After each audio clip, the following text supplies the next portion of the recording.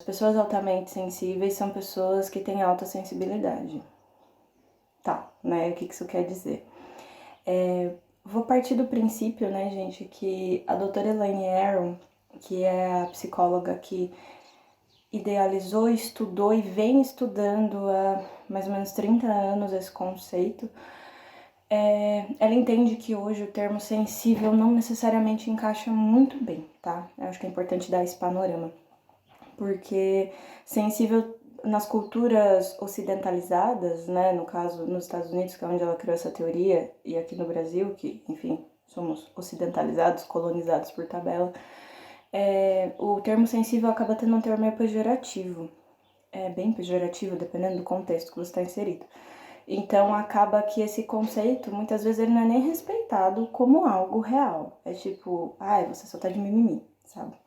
Essa alta sensibilidade, gente, ela tem a ver com sensação, tá? Com percepção e sensação, que é a maneira como a gente recebe as informações do mundo. Então, significa que as pessoas altamente sensíveis, elas têm um processamento sensorial mais profundo do que a maioria das pessoas. Tá, o que isso significa? As pessoas altamente sensíveis acabam processando de maneira mais profunda os estímulos que elas recebem do mundo. Estímulo entra pelos órgãos sensoriais, né? Visão, olfato, paladar, audição e tato. Conforme isso é processado de maneira mais intensa, isso também é refletido de maneira mais intensa. Pontos importantes antes de eu entrar nas características específicas. A alta sensibilidade é uma característica, ela não é uma doença, tá bom, gente? Não é doença, não é, tá bom? Porque a gente entende que patologias e doenças são questões que acometem a pessoa, que são algo que deu errado. Eu posso até fazer um vídeo sobre isso em outro momento, porque quando a gente fala de questões psíquicas, falar de doença é um outro viés, assim. Mas o que eu quero dizer com característica? Assim como algumas pessoas nascem de cabelo enrolado, como eu, algumas pessoas nascem de cabelo liso, algumas pessoas têm olhos azuis, algumas pessoas têm olhos castanhos, algumas pessoas têm a pele escura, outras pessoas têm a pele clara, características genéticas. Algumas pessoas são altamente sensíveis e outras não. Então, primeiro ponto, sim, é genético, tá? Se você se identificar como altamente sensível, muito provavelmente tem alguém aí na sua árvore genealógica que também seja. Não é tão simples de identificar pela característica da nossa sociedade, mas nos estudos da Elaine Aron, isso foi constatado, que é genético. Cerca de 15 a 20% da humanidade é altamente sensível, segundo as estatísticas levantadas por tia Elainezinha, tá? Isso tá no livro dela, tá, gente? Que é The Highly Sensitive Person, o nome. No livro dela ela explica certinho como foi feita a pesquisa. Existem alguns vídeos também na internet, se você digitar Highly Sensitive Person Elaine Aron, você vai achar vídeos em que ela explica como foram feitas essas pesquisas e essas estatísticas. Mas essa questão do 15 a 20%, ela é observada em animais de outras espécies também, tá? Então, estima-se que de 15 a 20% dos animais de outras espécies e da espécie humana sejam altamente sensíveis, porque eles vão compensar com essas características o funcionamento do bando. Porque daí as pessoas que não são altamente sensíveis vão ter algumas funções, as pessoas não são pessoas, os animais. E os animais que são altamente sensíveis vão ter outras funções e isso vai complementar o funcionamento do bando, do grupo, etc. Tá. Mas vamos lá, quais são essas características, né? Eu vou deixar aqui na tela, eu não, né? Fredinho lindo vai editar pra mim e vai ficar aqui na tela cada característica. Eu vou explicar ela um pouquinho mais a fundo, tá bom, gente? Eu não sou nenhuma super estudiosa do tema, tá? Eu estudo por curiosidade, por interesse pessoal, porque eu me identifico com essa característica também. Mas, repito, se vocês quiserem informações mais a fundo, procurem pessoas altamente sensíveis ou The Highly Sensitive Person, que vocês vão achar conteúdo muito mais em inglês do que em português, infelizmente. Até por isso que eu resolvi fazer esse vídeo, para ter um pouco mais de conteúdo a respeito. Vamos às características. Sensível demais. Sou alguém que chora. Enfim. Gente, pessoas sensíveis demais, e se essa característica você percebe em você, você se põe esse adjetivo e você percebe que as outras pessoas colocam em você também, desde a infância, usualmente, é um primeiro ponto, né? O que seria esse ser sensível demais? são pessoas que choram muito, choram com facilidade, que se sentem mobilizadas emocionalmente por qualquer coisa, seja uma música, seja uma pintura, seja ver um cachorrinho andando na rua, seja ler uma notícia, seja regar uma planta, atividades que podem ser consideradas cotidianas, mas a pessoa altamente sensível está processando intensamente. Vou dar um exemplo. Se você olha um cachorrinho, por que raios alguém choraria, Gabi, olhando um cachorrinho andando na rua, ou ficaria tocado? Você vê um cachorrinho andando na rua, se você é altamente sensível, provavelmente os seus pensamentos e as suas emoções vão entrar numa profundidade muito grande a respeito daquilo, de será que esse cachorrinho tem dono? Será que ele tem uma vida feliz? Será que ele está alimentado? O que será que leva os cachorros a andarem? Por que será que os cachorros podem não se preocupar com as coisas como a gente se preocupa? Será que ele tem um lugar para ir passando por aqui? Será que ele tem amigos e outros cães com quem ele possa brincar? Como é leve a maneira que ele caminha? Que bom que ele não se preocupa com as coisas que eu preocupo. É mais ou menos isso, tá, gente? Sempre vai muito além do que o que se apresenta, tá?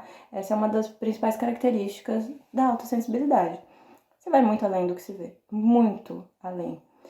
Muito a ponto de ser exaustivo, tá? Não precisa ser exaustivo sempre, vou falar disso mais pro fim do vídeo, mas inicialmente acaba sendo assim, é tudo demais e cansa.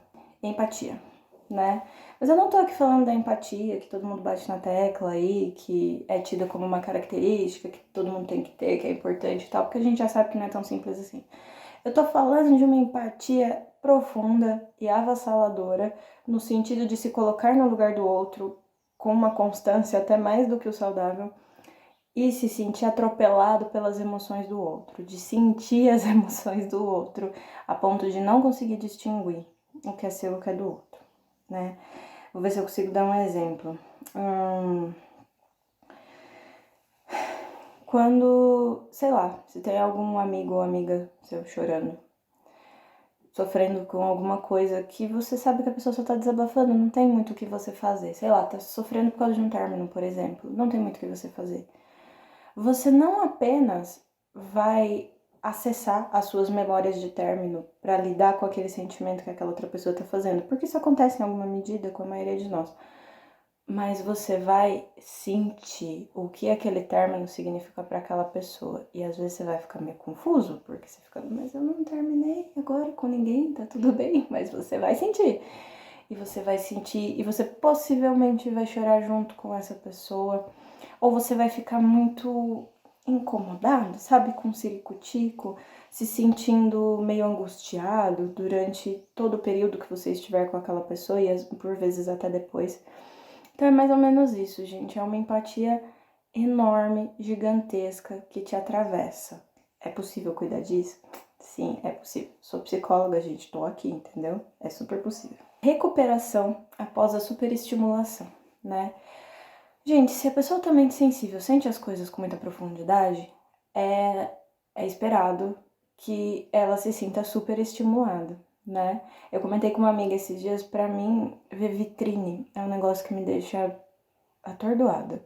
Quando se podia ir em lojas e tal, se eu ia, tipo, no centro comprar alguma coisa, 40 minutos ali eu já ficava assim, zonza mesmo, exausta, num nível surreal, que eu via que a maioria das pessoas não ficava. O que é isso, gente? É superestimulação, né? Como a gente está processando tudo e muito ao mesmo tempo, né? A gente processa mais profundamente do que as outras pessoas.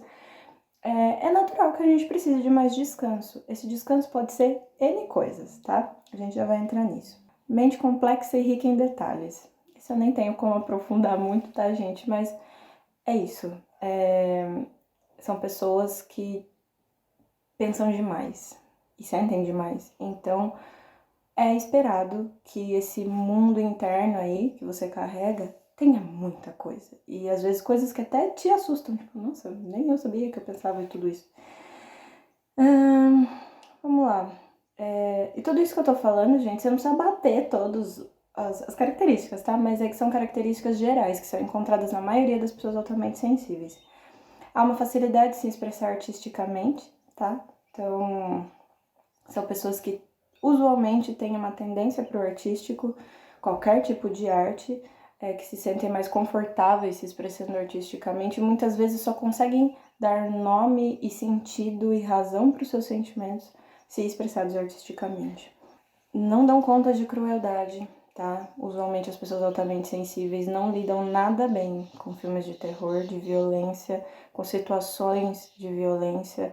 Não que alguém fique de boa, ok, tem até pessoas que ficam de boa, mas eu entendo que as pessoas podem se abalar com isso, mas não tô falando de um mero ficar abalado e continuar a vida, gente. Eu tô falando de, tipo, perder o dia muitas vezes, de entrar num loop de pensamento e não conseguir dar conta de sair e ficar pensando em todas as facetas daquela situação de violência, tudo que aquilo implica e envolve, tá? Então, normalmente é muito difícil para as pessoas altamente sensíveis lidarem com situações de crueldade e de violência. E até vinculado a isso, né, são pessoas que têm um senso moral muito forte. O que é esse senso moral, né? É a honestidade, a lealdade, os valores morais, né? Tipo, as coisas que a pessoa altamente sensível acredita e tem por certas, ela vai levar aquilo muito fortemente. Às vezes a ferro e fogo vai ficar difícil de se organizar. Bom, agora, gente, eu vou entrar na parte da gente pensar um pouco sobre como que a gente olha para as características da alta sensibilidade e cuida delas. Primeiro, sobreposição ou excesso de estímulos. Você sabe identificar? Você sabe identificar quando está sendo demais para você? Para mim, por exemplo, você tá tocando música, eu tô tentando ler, esqueça, especialmente se for música em uma língua que eu entendo, tá bom? Música instrumental até vai, mas eu vou muito na música, é difícil demais para mim me concentrar. Mas tente entender a sobreposição de estímulos, né? Pensando nos seus órgãos do sentido, o que tanto está sendo estimulado numa situação que você está. Pensar nisso e avaliar isso ajuda muito as pessoas altamente sensíveis a se organizarem emocionalmente, né? Isso entra no que eu falei, né, gente? Eu sou psicóloga e eu consigo ser psicóloga porque eu aprendi a cuidar desses estímulos, mas é um aprendizado constante. Penso também na questão da atenção plena, tá? A atenção plena é a capacidade e a habilidade de você estar inteiro numa atividade que você está fazendo, tá bom? Então pensem um pouco nisso, tá? Se você consegue estar presente ali no que você está fazendo ou se a sua mente está sempre divagando. Spoiler, sim, a mente sempre está divagando. Mas quanto mais você fizer o exercício e o esforço de se voltar para a tarefa que você está fazendo, mais você vai ficar confortável na sua própria pele e mais satisfeito você vai ficar com aquela ação que você está realizando. Existe um traço, gente, só para eu finalizar, da alta sensibilidade que se chama alta busca por estímulos. Tô fazendo uma tradução livre aqui, tá? É High Sensation Seeking.